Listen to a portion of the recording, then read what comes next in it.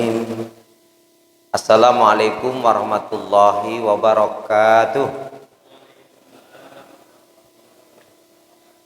Salam merupakan doa. Saya mendoakan bapak-bapak, ibu-ibu, jamaah sekalian dan sebaliknya. Tapi rasanya salam yang satu masih lebih kenceng jika dibanding dengan yang banyak ini. Karena itu ingin saya ulangi salam saya. Salam rindu takkan pernah layu. Salam sayang takkan pernah hilang. Salam yang terbaik dan terindah, salamnya ahli ibadah, salamnya ahli surga. Assalamualaikum warahmatullahi wabarakatuh.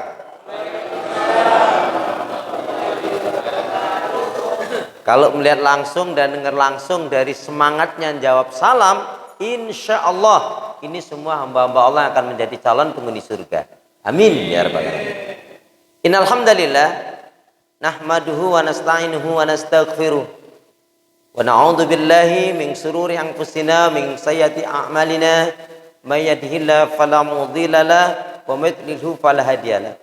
Alhamdulillahilladzi qad amarana bil ittihadi wa ta'awun wa nahana 'anil tafarruqi wa tanazu'. Asyhadu an la ilaha illallah wahdahu la syarikalah wa asyhadu anna Muhammadan abduhu wa rasuluh la nabiyya wa la rasula ba'dah. Yaqulullahu tabaraka wa ta'ala fil Qur'anil Karim, a'udzu billahi minasy syaithanir rajim. Ya ayyuhalladzina amanu taqullaha haqqa tuqatih wa la tamutunna illa wa antum muslimun. Ya ayyuhalladzina amanu taqullaha wa qulu qawlan sadida yuslih lakum a'malakum wa yaghfir lakum dzunubakum. Wa may yuti'i wa rasulahu faqad faza fawzan 'azima. Wa qala Rasulullah sallallahu alaihi wasallam, ihris ala ma yanfa'uka, rawahu Muslim. Ibu-ibu, bapak-bapak, saudaraku seiman, hamba Allah yang cinta pada kebaikan dan kebenaran, yang selalu mengharapkan keridhaan Allah Subhanahu wa taala. Syukur alhamdulillah hingga hari ini Allah Subhanahu wa taala masih memberi kita kekuatan, kesehatan, kesempatan, ilmu, umur, waktu, rizki, nikmat yang besar dan nikmat yang terbesar, terutama ditakdirkannya kita oleh Allah di dalam Islam dan iman. Dan ini adalah tiket awal untuk menuju surganya Allah Subhanahu wa taala, sebagaimana yang Allah firmankan di dalam surat Toha, surat yang ke-20 ayat yang ke-47. Allah berfirman, A'udzu billahi minasyaitonir rajim. Wa salamun ala man ittaba'al huda. Selamatan itu Allah akan curahkan, limpahkan, berikan bagi orang-orang yang mengikuti petunjuk hidayah Allah Subhanahu wa taala. Karena itu ternyata yang terbesar karunia dari Allah Subhanahu wa taala terutama adalah yaitu nikmat Islam dan iman. Sekali lagi ini adalah tiket awal untuk menuju surganya Allah Subhanahu wa taala, dan semoga kita bisa istiqomah di atas petunjuk hidayah Allah hingga hembusan nafas yang paling akhir pun kalau mati dalam keadaan husnul khatimah. Amin ya rabbal alamin. Pun Rasul menegaskan dalam satu riwayat dijelaskan, tuba liman hudiya lil Islam wa kana aisu kafafan wa qani'a. Apa maknanya? Sungguh beruntunglah orang yang diberi petunjuk hidayah oleh Allah di dalam Islam dan iman, hidupnya sederhana dan qanaah. Qanaah yang nerima ing pandum, menerima nikmat karena Allah, menerima pemberian Allah dengan husnudzon, sangka baik kepada Allah, kemudian dia tidak pernah iri dengan pemberian Allah kepada yang diberikan Allah kepada orang lain. Mana yang lain? Nerima ing pandum kalau kata orang Jawa, menerima apa adanya dari Allah dengan senang hati. Ya, contohnya makan pakai tahu tempe, alhamdulillah. Yang penting nggak tiap hari, kan begitu ya. Sebab kalau makan pakai tahu tempe tiap hari, ternyata itu bisa mengakibatkan darah tinggi. Ya. Kok bisa? Iya, ini lagi. Jadi bukan tahu tempenya, ini laginya itu. Dengan menyebut asma Allah yang maha pengasih lagi maha penyayang, yang tiada ilah yang berhak diibadahi dengan benar kecuali hanya Allah Subhanahu wa taala. Hanya kepada Allah lah kita beribadah, dan hanya kepada Allah pula lah kita mohon pertolongan. Karena itu doa pinta kita semoga hati, iman, ibadah dan akhlak kita hari ini dan seterusnya hendaknya lebih baik daripada hari-hari sebelumnya. Amin ya rabbal alamin. Kayaknya aminnya kurang mantap ini. Saya ulangi, doa pinta kita semoga hati, iman, ibadah dan akhlak kita hari ini dan seterusnya hendaknya lebih baik daripada hari-hari sebelumnya. Amin ya rabbal alamin. Kenapa ya? Kenapa? Ya, karena seorang muslim muslimah yang baik hatinya, baik imannya, baik ibadahnya, dan juga baik akhlaknya. Sekali lagi, ya, karena seorang muslim muslimah yang baik hatinya, baik imannya, baik ibadahnya, dan juga baik akhlaknya, insya Allah muslim muslimah yang seperti ini jiwanya tenang dan tentram walaupun tabungannya banyak. Amin. Jadi kalau mau tabungannya banyak, ya baikin hati, baikin iman, baikin ibadah, dan juga baikin akhlak. Ya. Karena tapi ingat, sebaik-baiknya bekal menghadap Allah adalah fatazawadu fa inna khairaz zadi taqwa, dan berbekallah kamu. Sebaik-baiknya bekal menghadap Allah adalah bertakwa kepada Allah Subhanahu wa taala. Salawat dan salam semoga Allah selalu curahkan, limpahkan pada Nabi kita Muhammad sallallahu alaihi wasallam yang telah menyampaikan, mengajarkan istilah Islam dengan sempurna rahmatan lil alamin. Bapak Ibu jamaah sehat semua? Alhamdulillah. Ibadahnya lancar? Tambah sabar? Makin bersyukur? Hatinya makin lembut, sudah nggak marah-marah lagi, rumah tangganya makin harmonis, pun putra-putrinya makin baik, solih solihah. Amin ya rabbal alamin. Bapak Ibu saudaraku seiman, saya ingin kembali mengulas 6 amalan untuk menggapai surga yang hadis ini sahih diriwayatkan oleh Imam Bukhari dan Muslim. Ada 6 amalan untuk menggapai surga, tapi ingat, di dalam surat Al-Kahfi Allah Subhanahu wa taala menjelaskan gambaran surga dan neraka. Jadi kalau disebut ulaika ashabun nar, mereka itu calon-calon penghuni neraka, adalah ini pasti orang yang jahat, orang yang nggak beriman, orang yang menyimpang, melanggar hukum aturan syariat Allah, termasuk yang syirik, yang munafik, yang kufur, dan orang-orang yang jelas membenci agama Allah, memusuhi orang-orang yang beragama, yaitu agama, mengikuti agama Allah Subhanahu wa taala. Dan ketika kita membaca ulaika ashabun nar, ya, neraka itu pasti tempat yang menyakitkan, mengerikan, menyeramkan, tempat yang buruk, tempat penyiksaan, dan tempat yang paling buruk memang adalah neraka itu. Makanya setiap hari jangan lupa kita berdoa meminta kepada Allah. 2 hal penting harus kita selalu minta. Yang pertama, ya Allah, ambillah kesalahan dan dosa yang aku lakukan, dan jauhkan, bebaskan aku dari siksa neraka-Mu. Yang kedua, ya Allah, terimalah amal kebaikan ibadahku yang tidak sempurna. Ya, rasanya memang amal kita, ibadah kita ini nggak akan sebaik, sesempurna sahabat-sahabat Nabi, apalagi seperti yang dilakukan oleh Rasulullah Sallallahu Alaihi Wasallam. Nah, kita minta kepada Allah, ya Allah, terimalah amal-amal kebaikan ibadahku yang tidak sempurna atau jauh dari kesempurnaan, dan masukkanlah aku atau kami ke dalam rahmat-Mu, ke dalam surga-Mu. Nah, 2 hal ini kalau kita sering meminta, insya Allah kita akan terpacu. Terpacunya apa? Ketika itu amalan yang buruk, kita akan refleks untuk meninggalkan, karena ini akan bisa menyebabkan ke neraka. Sementara ketika kita membaca ulaika ashabul jannah, mereka itu adalah calon penghuni surga.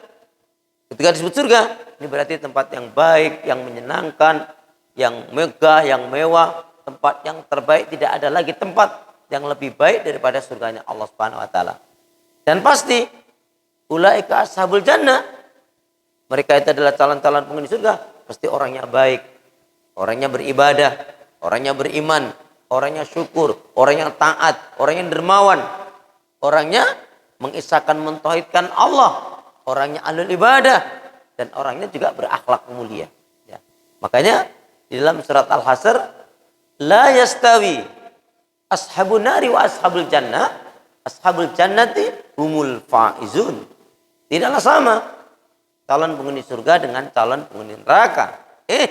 Calon penghuni surga itu merekalah orang-orang yang akan beruntung. Kenapa beruntung? Ya, karena dia beriman kepada Allah. Mereka beribadah kepada Allah, mengisahkannya, tidak melakukan kesyirikan. Nah, jamaah sekalian, secara umum siapapun di antara kita yang menginginkan surganya Allah, maka rumus yang awal harus diperhatikan, likulli syai'in tariqun wa tariqatul jannah al-ilmu.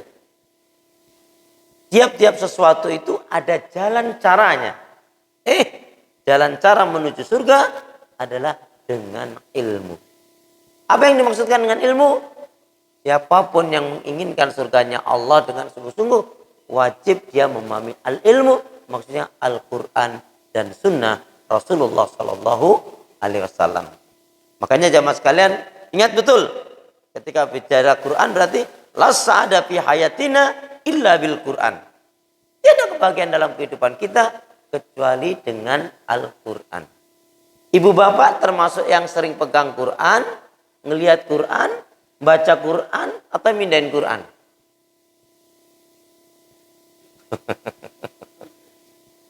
Sehari bapak ibu baca Quran berapa kali? Kali. Sehari pegang HP, baca WhatsApp dan teman-temannya WhatsApp berapa kali? Wah, banyak kali ya. Tapi jamaah sekalian, yang ingin saya katakan bukan itu. Yang ingin saya katakan adalah begini. Kalau dalam satu hari, ya, kalau dalam satu hari kok kita tidak membaca Al-Quran, kelewat tidak membaca Al-Quran, kok tidak ada rasa sedih, tidak ada rasa menyesal, itu berarti hati kita masih kotor. Itu berarti hati kita masih berpenyakit. Itu berarti kita belum sungguh-sungguh, belum serius mencintai dan mengimani Al-Quran. Dan berarti kita tidak sadar kalau diri kita ini sedang digelayuti oleh syaitan.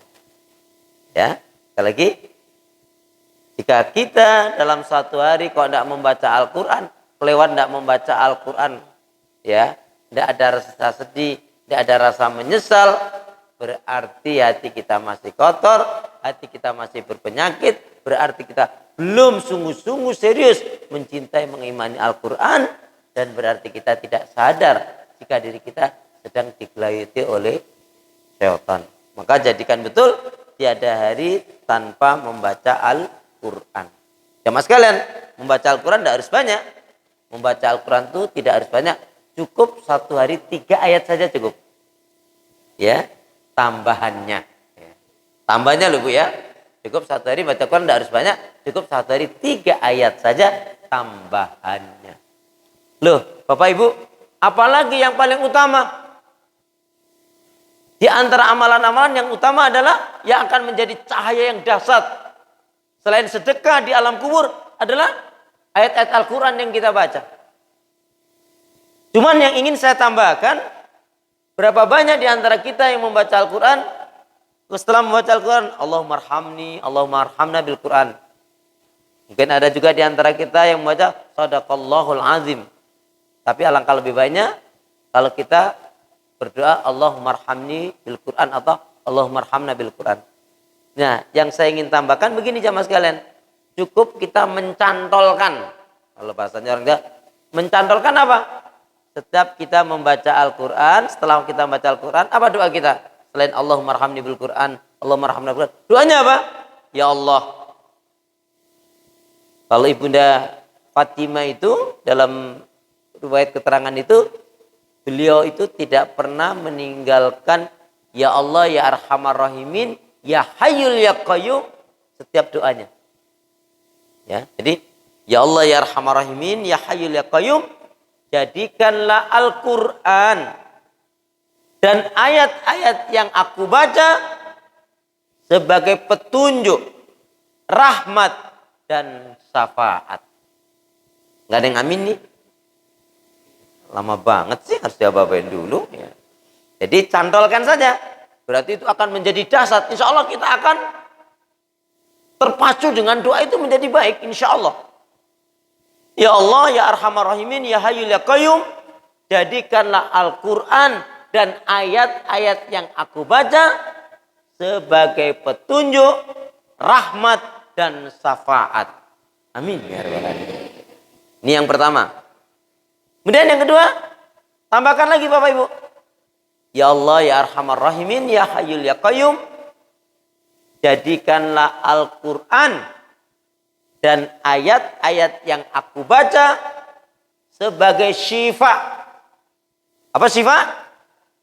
Ya, sebagai penyembuh, sebagai syifa, sebagai obat segala penyakit. Kan begitu, sebagai syifa, obat segala penyakit jasmani dan rohani, lahir dan batin. Kemudian berdoa, Allahumma anta syafi' la syifa' illa anta. Ya Allah, tidak ada yang dapat menyembuhkan segala penyakit kecuali Engkau ya Allah. Sembuhkanlah segala penyakit yang ada pada diriku. Apakah penyakit jasmani, apakah rohani? Insya Allah dengan kita sering berdoa itu dan doa kita dikabulkan, insya Allah kita akan sehat selalu, karena sehat ini adalah modal utama untuk bisa menjalankan ibadah. Jadi maaf loh Bapak Ibu, kalau panjenengan Bapak Ibu ini berolahraga biar sehat, ya hanya itu dapatnya. Tapi kalau orang-orang sudah beriman ngaji lain, Pak, rajin amat ini olahraga. Alhamdulillah. Biar bisa jalanin tahajud, ya. Biar bisa lama baca Qur'annya, biar bisa lama zikirnya, biar bisa banyak berbuat kebaikan. Maka olahraga kita itu bernilai karena ibadah. Tapi kalau rajin amat ya biar sehat deh, biar gak sakit, ya itu dapat niatnya. Nah, karena innamal a'malu binniyat. Amal itu tergantung pada niatnya. Baik jamaah sekalian. Jadi secara umum siapapun yang menginginkan surganya Allah, likulli syai'in tariqun wa tariqatul jannah al-ilmu. Tiap-tiap sesuatu itu ada jalan caranya. Jalan cara menuju surga adalah dengan ilmu, dengan memahami, tentunya jelas mengamalkan Al-Quran dan Sunnah Rasul. Rasulullah SAW bersabda, khairukum man ta'allama al-Qur'ana wa 'allamahu. Baik-baiknya di antara kalian adalah yang belajar Al-Quran dan mengajarkannya. Baik. Jadi Rasulullah bersabda ada 6 amalan untuk menggapai surganya Allah. Boleh ditulis, boleh dicatat, boleh diingat-ingat, karena nanti semester keluar loh ini ya. Ini rumornya. Kama qala Rasulullah sallallahu alaihi wasallam, bismillahirrahmanirrahim. Qala Rasulullah sallallahu alaihi wasallam, kama qala Rasulullah, ubudullaha wahda wa la tusyriku billahi syai'a watruku ma yaqulu aba'ukum wa ya'muruna bis-shalah wasidqu wal afaf wasillah. Al-Bukhari. Bapak Ibu jamaah sekalian, jadi hadis ini cukup panjang kaitannya dengan Heraklus.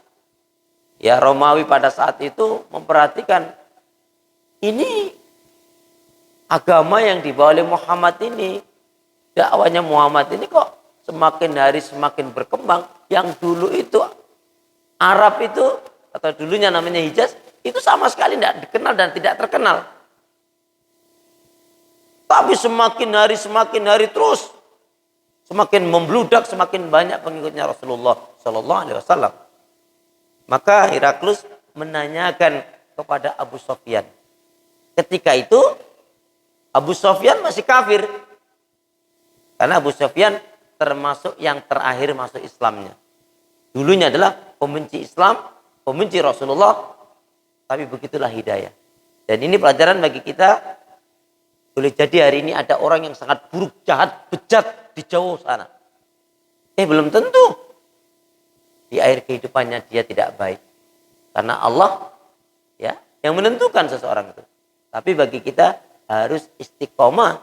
Karena dengan istiqomah itulah Allah akan mudahkan, Allah akan kuatkan, Allah akan mampukan diri kita untuk banyak melakukan kebaikan-kebaikan ibadah dan amal saleh. Nah, intinya ternyata dalam hadis ini, apakah pengikutnya dari orang-orang yang kaya-kaya, orang-orang yang terhormat? Lebih banyak pengikutnya adalah dari kalangan kaum miskin, kaum du'afa. Lebih banyak di antara mereka adalah tadinya budak-budak. Apakah setelah mereka itu beriman, mengikuti agama Muhammad, apakah mereka meninggalkan agamanya? Makin hari makin banyak yang mengikuti, makin hari makin kuat keyakinannya. Ya, jazakallah. Bahkan mereka diiming-imingi dengan berbagai macam kesenangan dunia. Kalau dulu lambangnya adalah kuda, unta, tempat tinggal, dan uang. Ya, dinar atau dirham gitu. Dan hebatnya pengikut Muhammad itu semakin berkuat, tapi ditawari dunia untuk meninggalkan agamanya, mereka lebih baik mati, mereka lebih baik dibunuh. Sedangkan orang-orang kaya yang mengikutinya menjadi penyokong dana. Mereka tidak sayang-sayang mengeluarkan hartanya untuk perjuangan yang dibawa oleh Rasulullah SAW. Apa itu? Ajarannya yang pertama, dan ini adalah merupakan inti ajaran para nabi dan rasul. U'budullaha wahda wa la tusyriku billahi syai'a. Hendaknya kalian betul-betul beribadah kepada Allah, mengesahkan, mentauhidkannya, dan tidak syirik, tidak mensekutukan Allah. Jadi dulu peribadatan itu kepada raja-raja, nyembah-nyembah, berhala-berhala. Tapi dengan kedatangan Rasulullah, dengan membawa misi yang sama sebagaimana yang dibawa oleh para nabi rasul yang sebelumnya, menyeru manusia, mengajak manusia agar manusia terbebas dari penghambaan kepada manusia atau kepada benda, melainkan satu saja, hanya beribadah kepada Allah Subhanahu wa taala. Dan ini juga nanti dikaitkan dengan firman Allah yang terdapat di dalam surat An-Nahl, surat yang ke-16 ayat yang ke-36. A'udzubillahi minasyaitonirrajim. Walaqad ba'asna fi kulli ummati rasula an ibudullaha wajtanibut tagut. Sungguh telah kami utus pada tiap-tiap umat nabi dan rasul dengan membawa misi yang sama, mengajak manusia, menyeru manusia agar beribadah kepada Allah, mengisahkan, mentauhidkan Allah, dan tidak syirik atau menjauhi tagut. Tagut itu iblis laknatullah. Tagut itu hakim-hakim yang memutuskan perkara dengan zalim, tidak adil, tidak amanah. Ya, bahkan termasuk tagut itu adalah yang memenangkan orang-orang yang berbuat kesalahan. Makanya hanya di dalam Islam adanya, ya, yang ngerti Islam betul itu hakim yang betul-betul adil. Karena Rasul mengatakan hakim ada 3. Yang 2 masuk neraka, yang 1 masuk surga. Intinya yang masuk surga yang adil, yang jujur, yang amanah, yang tidak zalim, dan tidak peduli ya orang lainkah, bahkan keluarganya sendiri atau saudaranya, kakak adiknya, bahkan misalkan orang tuanya pun salah, dia tetap bela kebenaran. Dia bukan membela orang tuanya kalau orang tuanya salah. Dan itu contohnya dari Rasulullah. Rasul katakan, sekiranya Fatimah binti Muhammad mencuri, maka akan aku potong tangannya. Ya, tapi kalau keadilan ini sudah nggak ada, sudah repot. Ya, yang salah, yang benar di penjara, yang salah tertawa, terbahak-bahak, dia bebas. Nauzubillah, tsumma naudzubillah min dzalik. Kemudian termasuk tagut adalah dukun-dukun para tidak normal itu. Itu termasuk tagut. Termasuk tagut apa? Intinya segala sesuatu yang melampaui batas dan apa siapa saja yang menjadikan kita lupa, lalai dari ibadah kepada Allah Subhanahu wa taala. Itu misinya. Umat ini fokus untuk ibadah kepada Allah, mengisahkan, mentauhidkannya, dan tidak syirik. Ada pelajaran menarik yang dicontohkan oleh sahabat Umar bin Khattab radhiyallahu anhu di dalam menanamkan keimanan tauhid, di dalam menanamkan kecintaan kepada Allah. Biar maksudnya apa? Biar tidak jadi kesyirikan. Karena kesyirikan itu Bapak Ibu bisa terjadi di dalam al-mahabbah, kecintaan yang berlebihan kepada selain Allah. Takut yang berlebihan kepada selain Allah. Makanya terutama ibu-ibu, kalau ibu-ibu sudah lama ngaji, kok masih takut dengan yang namanya setan, itu bisa syirik. Nggak boleh. Ya, haram hukumnya. Kalau bapak-bapak takut kepada istri, itu berarti ya, yang ditakuti oleh seorang istri apa sih Bu terhadap suami? Bu, yang ditakuti oleh seorang istri terhadap suaminya apa Bu?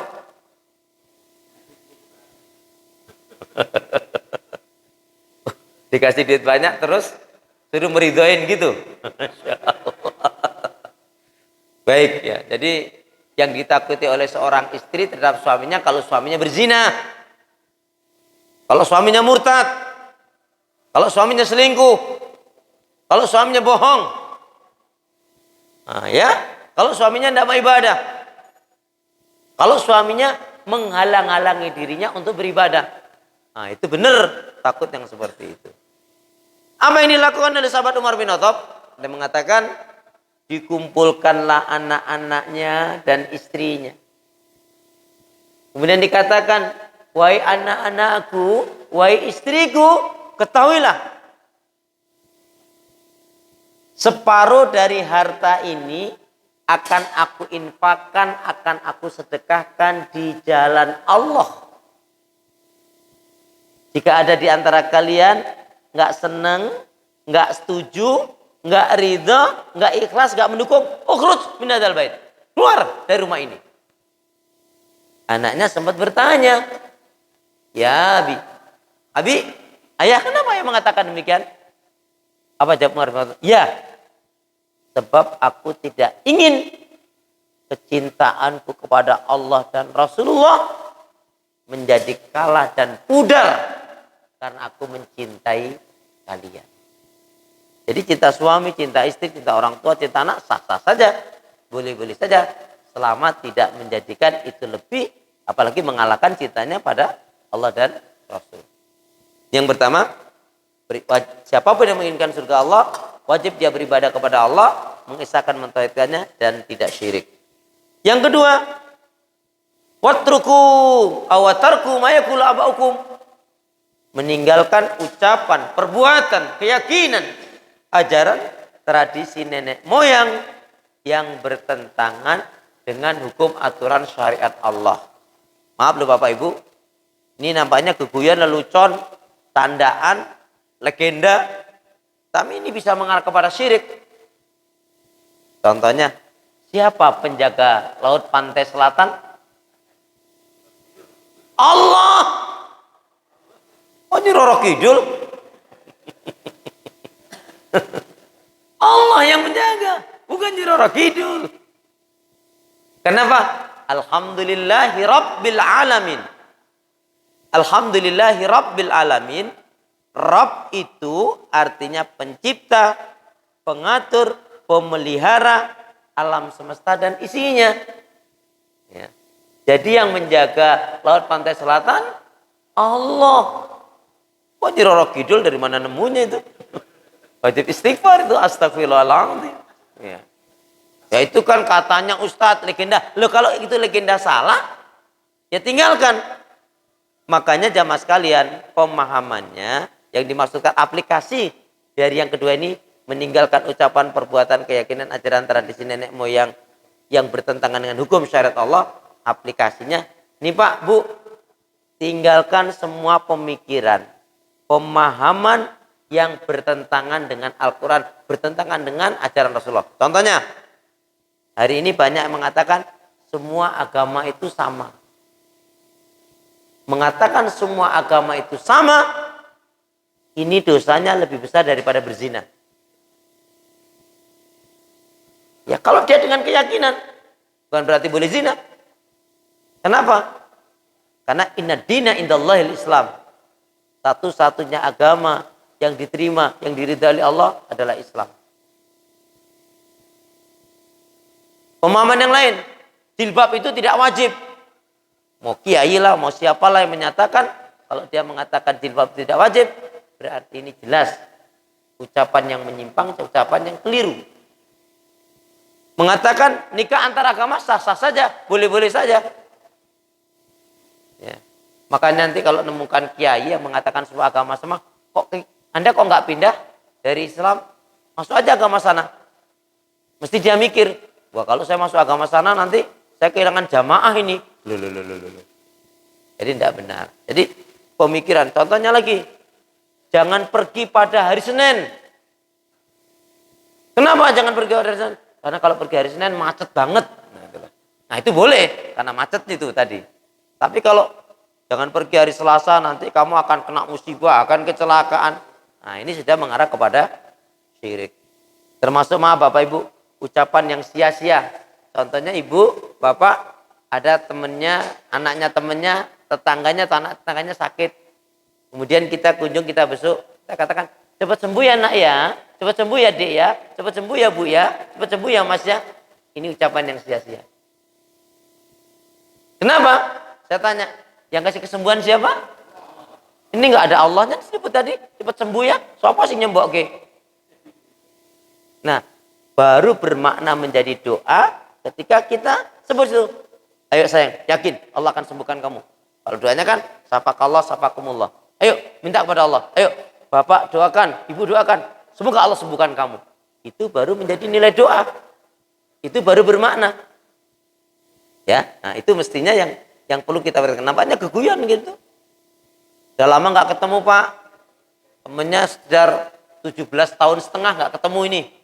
Atau 27 tahun setengah nggak ketemu. Kenapa kok pakai setengah? Pas setengahnya ketemu. Allah temukan. Allah pertemukan. Nggak ada. Istilah mengatakan, duh kebetulan nih kita ketemu sini. Nggak ada. Karena sudah Allah tentukan. Terus tanya, Pak, Bu, ngomong-ngomong anaknya berapa? Anak saya sudah 7. Itu sih suami saya semangat banget. Tidak boleh. Karena anak itu pemberian Allah. Maka katakan, alhamdulillah Allah kasih amanah saya. Apakah anaknya 1, apakah 2, apakah 3, apakah 5, apakah 7. Itu baru bermakna ucapan kita. Ya. Jadi yang kedua, tinggalkan ucapan, perbuatan, keyakinan, pemahaman yang saat ini bertentangan dengan Islam atau bertentangan dengan Al-Quran. Kemudian yang ketiga adalah wayamuruna bis-shalah, yaitu mendirikan sholat. Maaf, di poin ini 1, janganlah kita tergolong orang yang mencuri sholat. Ya, siapa orang yang mencuri sholat? Yang tidak menyempurnakan rukuknya, tidak menyempurnakan sujudnya, tidak menyempurnakan bacaan-bacaan sholatnya. Ia kerjakan sholat itu ingin cepat-cepat selesai. Makanya kita perhatikan juga firman Allah yang terdapat dalam surat Maryam, surat yang ke-19 ayat yang ke-59. A'udzubillahi minasyaitonirrajim.